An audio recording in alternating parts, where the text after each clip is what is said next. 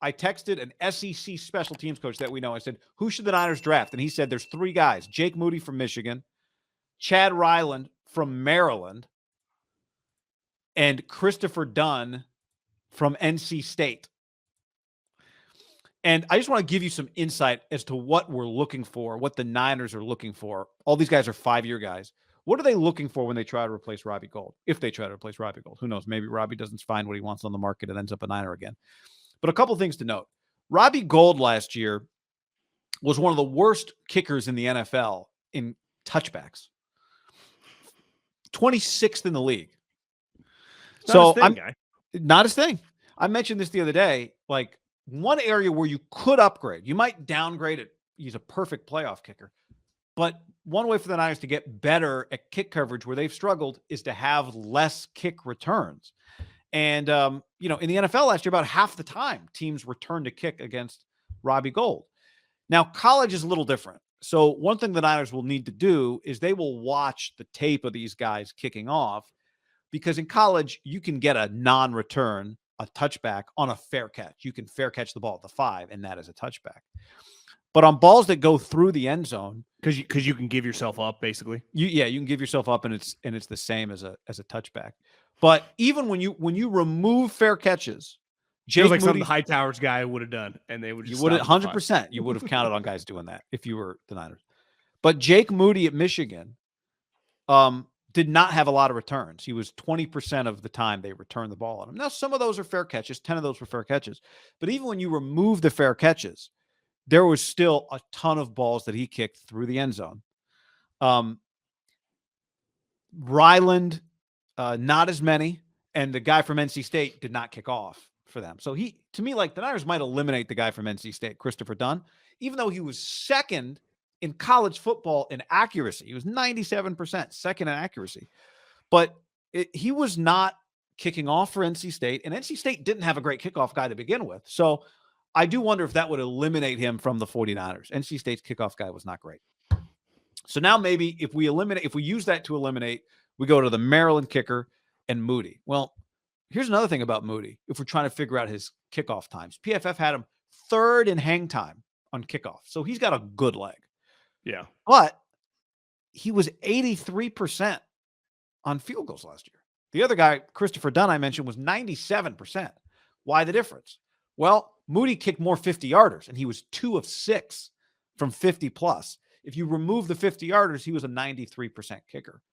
Not that Dunn didn't. In fact, Ryland, the Maryland kicker, had 2 50-yarders against Michigan. Like, one thing I like about some of these guys, give me a Big Ten kicker who's kicked in front of 100,000 people if we're trying to figure out guys who can do postseason kicking, and they kick in bad weather.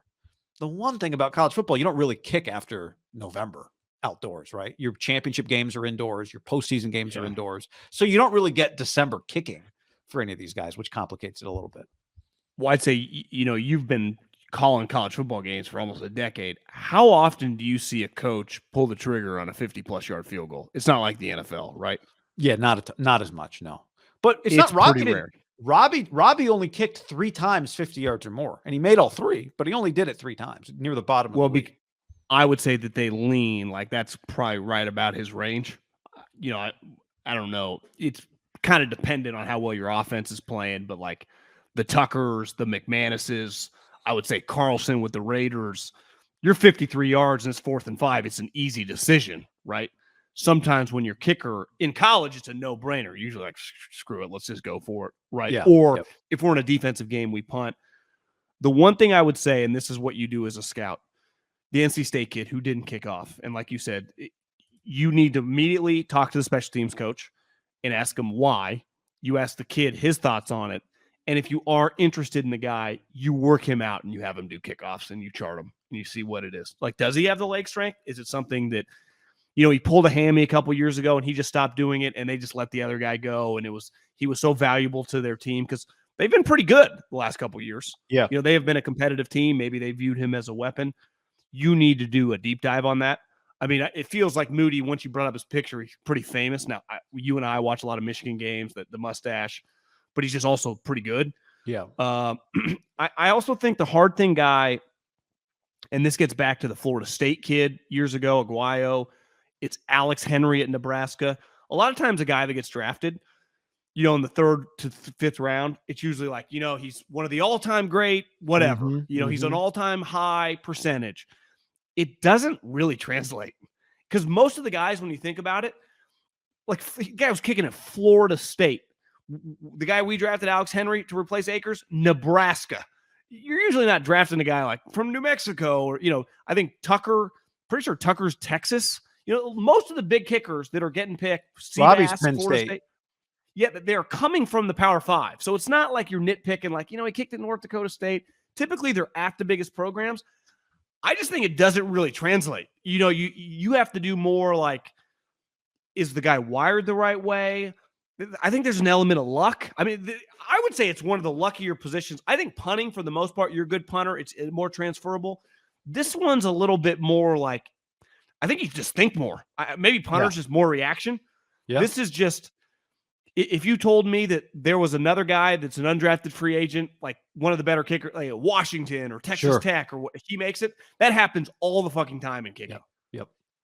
Because if these were linebackers, you'd be like, 2 or 3 of them are going to be 8-year starters, right? Well, that's why to me, one of the important characteristics would be the kickoff element, leg strength. Right? That is more like punting than field goal kicking is. Would you agree with that? It's more just a physical trait that in theory should translate. Do you kick it out of the end zone? Here's the other thing, and this is what makes it also hard. I just look because I thought it was true. Obviously, Tucker, is undrafted. Robbie Gould was undrafted too. And Robbie Gould's going to have a 20-year career. Tucker going to have a long career. In all likelihood, Jake Moody's not going undrafted, right? You're not getting that guy undrafted. No, probably not. So it just shows you that it is the right decision because you have to make financial decisions in football the better your team gets. But Brandon McManus, undrafted. I mean, the most famous kickers currently in the league, undrafted free agents. And what do you think? McManus, Tucker, and Gould, when we look back in 10 years, I mean, they're going to combine for 40 years in the NFL? No, more than that. 50 years in the NFL? All undrafted. And if you could redo all their draft, like Justin Tucker's probably going like the 2nd round. Yeah. McManus probably getting drafted in the 3rd. Gould, You could argue the price you have to overpay relative to how much better a 4th round kicker is than an undrafted kicker. There may be no real difference between the two of them. The only difference would be one of them probably was more productive, more famous. But there's only going to be 2 or 3 guys that like really feel like you know what you're getting. And so that guy's going to get overdrafted. One difference I think it puts on, if you're able to land just a top 10 kicker as an undrafted free agent, in a weird way, there's less pressure on the guy. Now, there's pressure on individual kicks. If I draft a guy in the 4th round, I tweeted this out the moment Robbie said his statement. It's like, get ready. Every training camp kick matters. Yeah. I think as an undrafted free agent, it still kind of does. But if I told you they trade up, they use one of their 3rd round picks on a kicker. That kicker is getting talked about. Well, I mean, not quite like the quarterbacks, but not a lot different than the other rookies. Wisnowski was a 4th round pick. And that was a dramatic pick when they made a 4th round pick. Pick 110. I mean, these are starting linebackers and guards that you're not drafting, right? Difference too, though, 100%. Punters do no one's charting the punts. Did he make the field goal or did he miss? And we have seen we see it every year of this is not going well. He's shanking in the preseason. Aguayo's the best example of that. I think the challenge for the Niners will be, we've seen when they like a player, they just take them. And if you don't have Robbie Gould on your roster, can you afford to just wait until the draft is over to take a guy you like? My guess is they would take a guy they like too high, then wait and let somebody else take that player. If it got to free agency, I'd feel fine about their ability for a kicker would want to kick for them. 100%. They're drafting a guy because they did it with the punter and it worked, right? Yeah. Worked in the sense where he's their punter. He's their punter for a long time. Yeah. So they'll go, we have no problem. And they are right.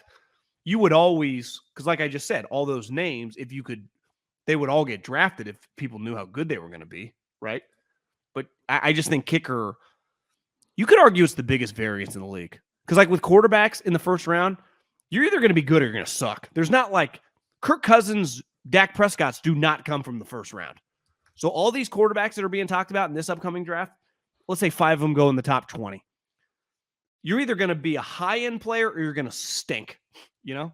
Like there's Mac Jones is like an outlier. And even he started trending towards stinking. Well, it's so hard to do a study because these guys never get drafted. Last year, 1 kicker. The year before, 1 kicker. The year before, 3 kickers. The year before, 1 kicker. 2 kickers. 2 kickers. 2 kickers. 3 kickers. 1 kicker. 2 kickers. Aguayo's year, he was the only guy drafted. Well, from an economic standpoint, just if you look at the draft in a vacuum, you don't draft the starting kicker.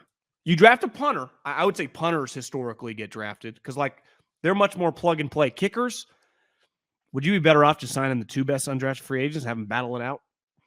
Hard to do that, but Cade York, the Browns, he was the only kicker drafted last year, John.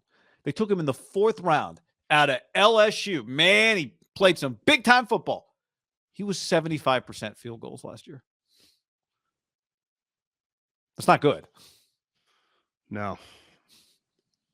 Remember who was pretty good 2 years ago was hit all the field goals in the playoffs was the Bengals kicker. Evan McPherson. Yeah. Drafted 5th round. Yeah. Patriots took a 5th rounder the year before, Justin Rohrwasser. He's still Is he on the team? Daniel Carlson, a 5th rounder. Jake Elliott, a 5th rounder. But Carlson's a good example. Got drafted in the 5th round, did not make the team. You know, the Raiders, I think, Vikings claimed draft. him or something. Yeah. Yeah.